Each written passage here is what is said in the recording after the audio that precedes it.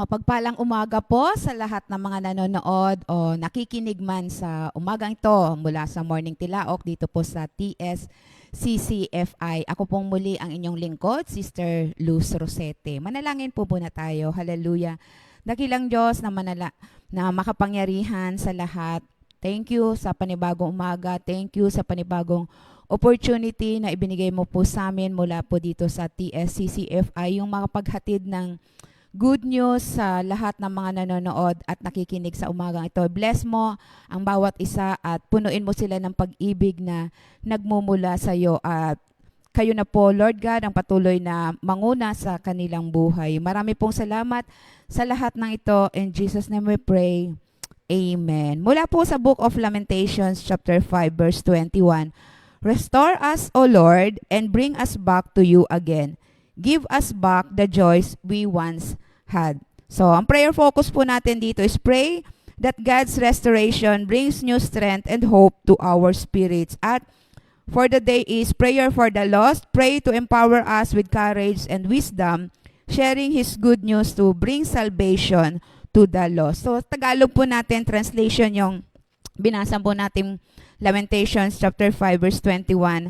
Panginoon, ibalik mo kami sa iyong sarili upang kami makabalik, panibaguhin mo ang aming mga araw gaya noong una. So pinamagatan ko po itong The Road Back to God. Alam niyo po yung prayer focus po natin this week o yung team natin is return, restore, and be revived. God is always calling His people to return to Him with sincere hearts so that He can restore whatever is broken and revive whatever has grown cold. True revival begins with a personal return to God. So kaya yun po yung title natin sa araw na ito is yung daan pabalik sa Diyos. At ito po talaga ay napapanahon at makikita po natin na punong-puno po ng pag-asa kapag bumalik tayo sa ating Panginoong Diyos. Kasi hindi naman po liban sa kaalaman natin yung mga pwedeng mangyari sa isang tao na ngayon, sabi nga kung nakakarinig tayo ng mga pangaral na parang gulong ang buhay, minsan nasa ibabaw, minsan nasa ilalim. Pero kung makikita natin na kapag iniisip mo lagi kang nasa ibabaw, akala mo yun na yung lahat sa buhay mo. Pero kapag dumating ka naman na nasa ilalim ka, yung lowest point ng buhay mo, doon mo pala kakailanganin ang presensya ng ating Panginoong Diyos. Tulad na lamang po ng nangyari dito sa panaghoy na ito ng mga Israelites na nasa panahon ng pagkaalipin sila ng ibang bansa. Yung hindi na nila alam kung ano yung magagawa nila, hindi na alam kung ano yung gagawin nila. Pero alam nyo, yung dumating sa punto na yung prayer nila ito, restore us, O Lord. Ibalik mo kami, Panginoon. Iyon yung naging prayer nila na kailangan pala nila yung tulong ng ating Panginoong Diyos na hindi lamang basta prayer, kung hindi yung healing, yung inner healing, yung forgiveness nila mula sa ating Panginoong Diyos. No matter how far we've gone, the way back to God is always open. Bakit? Dahil habang mas lumalayo ka pala sa Diyos, mas nalalapit ka sa kapahamakan. At realidad po yan. Pero sa oras na bumalik ka, may restoration, may revival mula sa ating Panginoong Diyos. So ito po yung mga key points natin mula po dito sa verse na binasa natin. Number 1 po is acknowledge. Acknowledge the need for God's restoration. At yun po talaga yung, kung babasahin po natin yung chapter na ito o yung kahit yung buong Lamentations. Kasi ito po yung panaghoy nila sa ating Panginoong Diyos. At the journey back begins with humility, recognizing that we're drifted away and that only God can restore us. It's not about trying harder, but about turning our hearts back to God. Kasi wala po tayong magagawa talaga kung wala ang ating Panginoong Diyos. Hindi po natin kayang mabuhay, hindi po natin kayang mag-isa. At yun po yung kailangan ma-realize ng mga Israelites na sa panahon na yon, walang ibang makakatulong sa kanila kundi ang ating Panginoong Diyos. Kung sa kanila po yon na-realize nila, nawa, prayer din po natin sa panahon natin ngayon na kung dumarating ka sa panahon na akala mo nag-iisa ka na lang, akala mo nasa iyo na ang lahat. Pero sabi nga i-acknowledge mo pa rin na kailangan mo yung tulong, kailangan mo ng help, kailangan mo yung presensya ng ating Panginoong Diyos. Ang pinaka-importante lang naman po yung unang hakbang sa pagbabalik sa Panginoong Diyos is ma-acknowledge natin na tayo ang nagkamali sa harapan ng ating Panginoong Diyos. At ang example ko po na may bibigay dito is yung, alam nyo yung kwento ng the prodigal son. Yes, nakuha na niya yung mana niya, naisipan na niyang maglakbay. Siguro akala niya dahil marami na siyang pera, masaya na siya, magagawa na niya lahat ng gusto niya sa buhay niya. Pero dumating yung punto na naubos din yung kayamanan na kinuha niya sa kanyang ama. At talagang dumating sa punto na talagang wala na, ano na talaga siya, lowest point na ng kanyang buhay. At doon niya na-realize, buti pa sa bahay ng tatay niya, makakatulong, masarap ang pagkain, masarap ang buhay. Na-realize niya na kailangan niyang bumalik sa ating Panginoong Diyos. Na-realize niya yung love ng tatay niya pala. Na-realize niya na kailangan niyang manumbalik sa kanyang aba. At nung manumbalik siya, alam natin yung kwento na yon, hindi siya naparusahan, pero with open arms, tinanggap siya ng kanyang tatay na bakit? Na-restore muli yung pagiging anak niya. Kaya nga sa atin, God's heart is always ready to receive us with love no matter how far we've gone. So ganun din po sa atin. Dumating po muna tayo sa ganong kalagayan. Tandaan natin, nag-aantay ang ating Panginoong Diyos. Ikaw lamang ang naantay niya na manumbalik ka sa Kanya. Ma-realize mo na ikaw ang nagkamali, ikaw ang humingi ng kapatawaran sa ating Panginoong Diyos. Pangalawa naman is seek.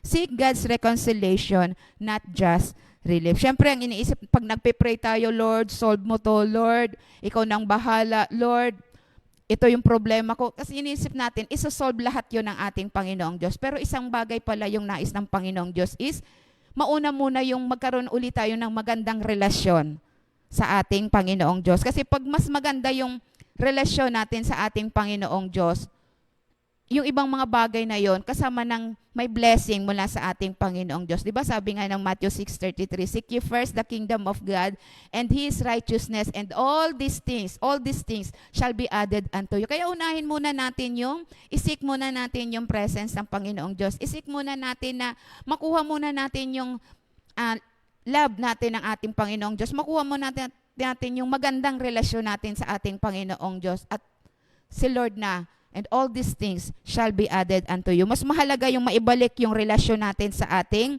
Panginoong Diyos. Kaya kaysa naman sa iniisip natin, isolve ng Diyos, ito yung problema natin. Kundi mauna muna, gumanda yung relasyon natin sa ating Panginoong Diyos. At may bibigay ko po dito example si King David. Alam naman po natin paano yung naging kasalanan ni Haring David sa ating Panginoong Diyos. Pero alam nyo ba na yung prayer ni David, hindi niya inalintana kung ano yung pwedeng maging parusa sa kanya ng Panginoong Diyos. Pero yung sinabi niya, create in me a clean heart and renewed a right spirit within me. Yun yung prayer niya. Yung puso niya maging malinis muli, maging kaaya-ayang muli sa ating Panginoong Diyos at renewed yung kanyang spirit. Yes, alam niya may mga punishment, pero iba pa rin yung magkaroon siya ng magandang relasyon sa ating Panginoong Diyos. At isa din dito si Peter. Alam naman natin yung nangyari kay Peter nung i-deny niya si Jesus Christ ng 3 beses. Pwedeng dumating sa punto na parang nanlumo na siya kasi siya yung masasabi na natin na matapang na tao na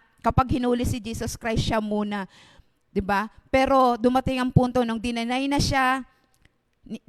niya si Jesus Christ, talaga nanlumo talaga siya yung ginawa niya para sa ating Panginoong Diyos. Pero sabi nga, God restores those who come to Him with sincere repentance, offering not only forgiveness, but also renewed purpose. Kung nakita natin yung buhay ni Peter, become a leader in the early church. Yung siya na talaga yung ginamit ng ating Panginoong Diyos. Lalo na yung nangyari sa Acts chapter 2, verse 38. Sa pangatlo naman is trust. Trust God's power to renew. When we are spiritually dry or weary, God offers more than just survival. He breathes new life into our soul. So kung pakiramdam mo parang wala na, talagang lugmok ka na, talagang nanlulumo ka na, parang iniisip mo, nag-iisa ka na lang, wala ka na. Pero tandaan mo, tahimik na kumikilos ang Diyos. Lagi siyang gumagawa. Kung alam niyo yung kwento ni Elijah, so akala niya after ng success niya sa pagdating sa worship, Pero nung lahat pagpapatayin na, lahat ng mga prophet siya, nagtago siya. Siguro akala niya, nag-iisa na lang siya. Pero doon pala siya kinausap ng ating Panginoong Diyos. Gave him rest, nourishment, and a renewed mission. Bakit? Kasi meron pa siyang gagawin para sa kaharian ng ating Panginoong Diyos. His spirit was revived when he saw the fulfillment of God's promise para sa kanya. God meets us where we are, whether in silence, waiting, or weakness, and renews us with strength and joy. So akala natin, wala nang ginagawa ang Panginoong Diyos. Akala natin kayang may kanta, natutulog ba ang Diyos? Hindi po natutulog ang Diyos. Ikaw lamang hinihintay niya na magsabi, restore us, O Lord. Kaya nga, sa nangyari sa bansang Israel, nung tumawag sila sa ating Panginoong Diyos, yung prayer nila na maibalik yung joy, yung strength para sa kanilang buhay, na in realidad na pwede rin po itong mangyari sa atin. 'Di ba sabi nga sa Book of Ecclesiastes na may panahon na masaya, may panahon na malungkot. Pero dumating man tayo sa punto na 'yon, lagi nating tandaan na ang puso ng Diyos hindi po siya sarado. And the road back is never blocked.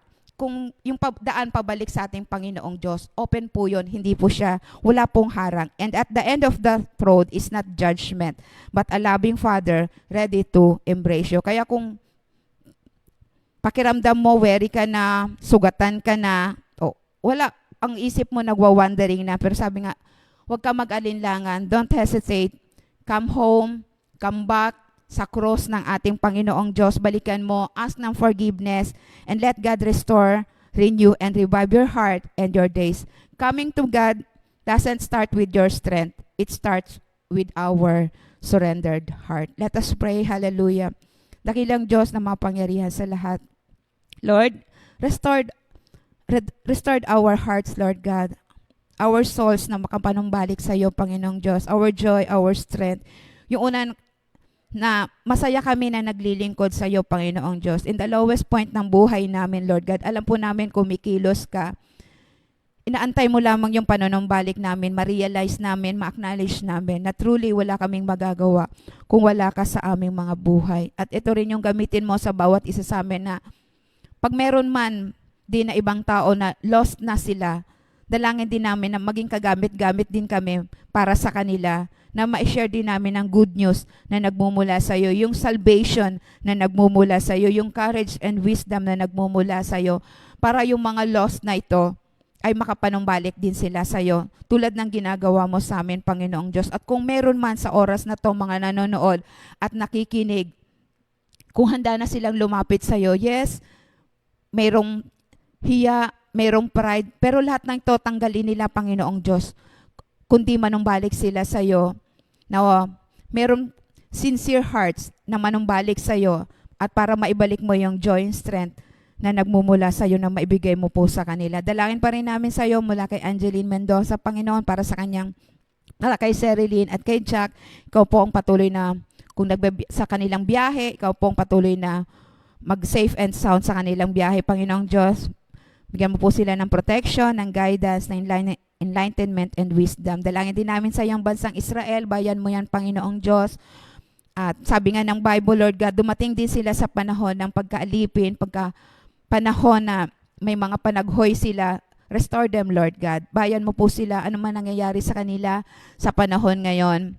Ingatan mo po sila, Panginoong Diyos. Dahil alam po namin na habang nagpe-pray sa kanila, ibe-bless mo rin, Panginoong Diyos, kung sino man yung nagbe-bless sa kanila. Kasi yan yung pangako mo na sinabi mo kay Abraham. Kung sino man yung nagbe-bless sa kanila, ibe-bless mo rin, Panginoong Diyos. Lord, marami pong salamat sa lahat ng ito, Lord God.